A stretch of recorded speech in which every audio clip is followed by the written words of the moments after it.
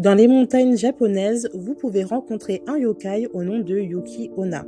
On la décrit comme une femme d'une grande beauté, mais ne vous y trompez pas, elle est bien plus cruelle et puissante qu'on le croit. Yuki Onna apparaît la nuit, surtout pendant les tempêtes, là où les voyageurs s'égarent. Elle ne laisse aucune trace dans la neige, alors si tu vois sa silhouette, c'est sûrement trop tard pour toi. Désolé.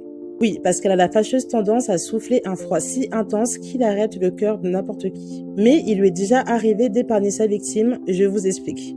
Mais avant, bienvenue dans le bestiaire de Kim. Ici on parle de créatures du monde entier, alors abonnez-vous pour n'en louper aucune.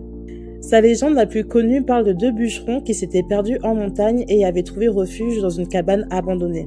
Le plus jeune se réveille en pleine nuit lorsqu'il aperçoit une silhouette à l'extérieur. Et le fou décide d'aller voir. Il tombe sur une femme pâle, habillée d'un kimono blanc, et bon bref, c'est Yuki Onna, je vais pas faire de suspense pour rien, mais cette dernière décide de l'épargner à condition qu'il ne raconte jamais leur rencontre. Bien sûr, le boug accepte, et le lendemain, il rentre chez lui sain et sauf. Ce qui n'est pas le cas de l'autre bûcheron, donc qui était avec lui, parce qu'il est mort pendant la nuit.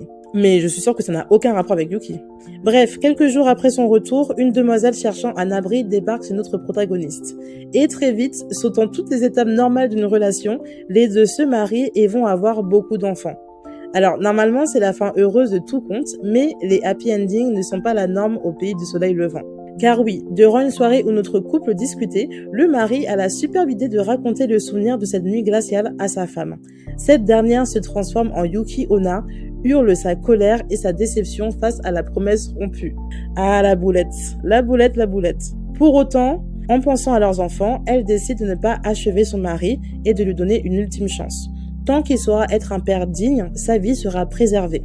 Aussitôt le pacte conclu, Yuki Onna se dissipe en neige fine et se laisse transporter par le vent.